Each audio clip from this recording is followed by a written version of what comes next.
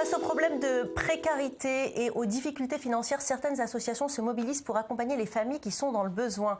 Tendre la main, prêter une oreille, redonner un sourire, mais surtout combattre la faim au quotidien. C'est le défi que se donne chaque jour Mazone pour aider des milliers d'adultes et d'enfants à se nourrir en distribuant aux familles des colis alimentaires. Une action de bienveillance et de compassion. Regardez le sujet de Julie Ebaud. Des centaines de litres de lait, plusieurs kilos de viande, des légumes, des pâtes, des céréales ou encore quelques friandises. L'association Mazone confectionne chaque semaine plusieurs dizaines de colis alimentaires.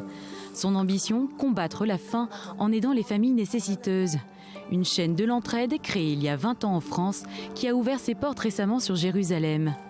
Bien plus qu'un élan de solidarité, Mazone aide ses familles à remettre le pied à l'étrier.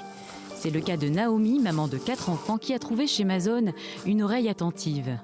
Et Mazone, pour moi, vraiment, c'est une association qui a de l'écoute et il y a une générosité aussi qui a mis en confiance. C'était vraiment au-delà de mes attentes et je ne m'attendais pas à une telle abondance et puis une telle qualité de réception. Et j'espère que je serai parmi ces gens qui vont aider un jour et pouvoir donner aussi. Souvent en détresse, ces familles pensent avoir touché le fond et s'inquiètent pour leurs enfants, comme nous l'explique cette mère de famille à travers son témoignage poignant. On a entendu parler de Mazone et malheureusement on a eu honte d'appeler, mais on n'a pas le choix pour nos enfants. C'est très dur. Très dur de voir qu'on pouvait toucher autant le fond. On se dit la santé avant tout.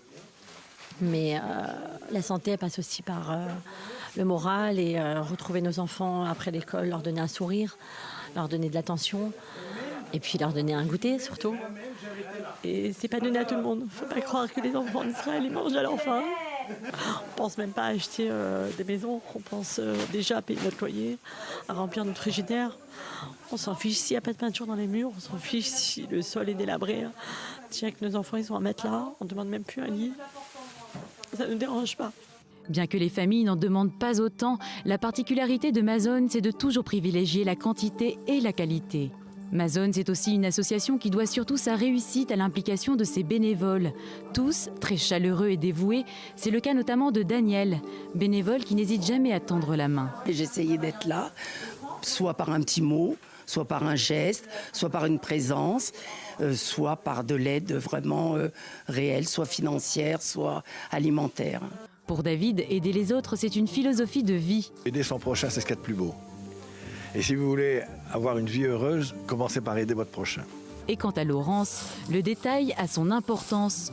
Pour chacun des colis qu'elle compose, elle veille toujours à faire plaisir. Je vois que quand les gens donnent dans des bacs, vous savez, à l'entrée des supermarchés quelquefois, on voit que les gens ne mettent que de l'huile ou des pâtes. Mais les familles qui sont dans le besoin ont aussi besoin de choses réconfortantes comme de la pâte à tartiner, comme des bonbons. Et pourquoi ne pas leur donner après tout et c'est ce que fait Mazone. Mazone, la chaîne d'entraide, plus qu'un simple colis, c'est aussi beaucoup de compassion et d'amour contenu dans un simple paquet.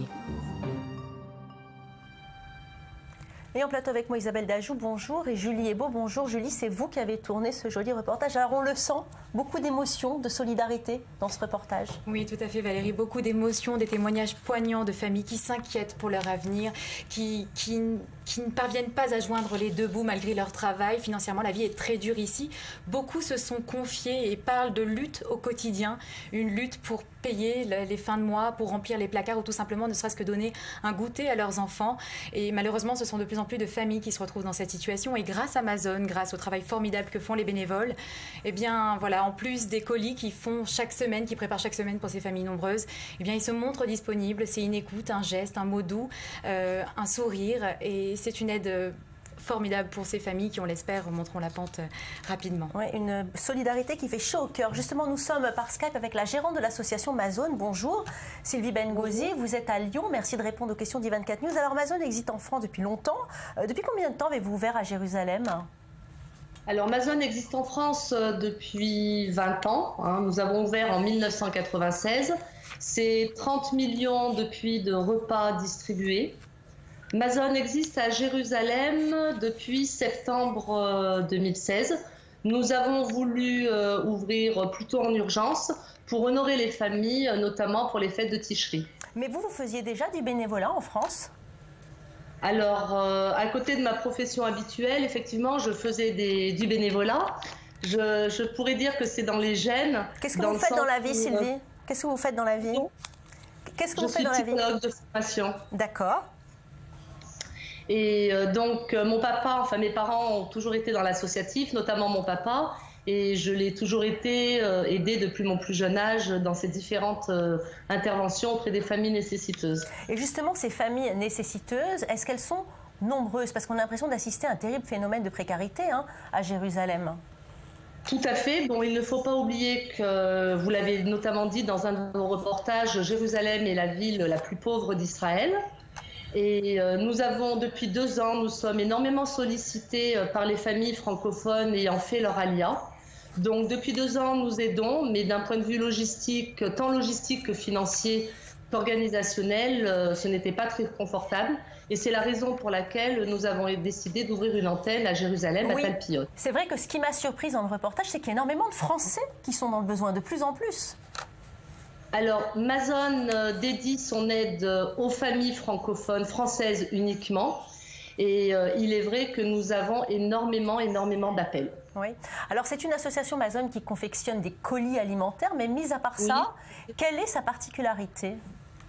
Alors, Mazone, notre objectif, donner à manger, n'est pas un but, mais un moyen. Ça, il faut quand même bien le spécifier.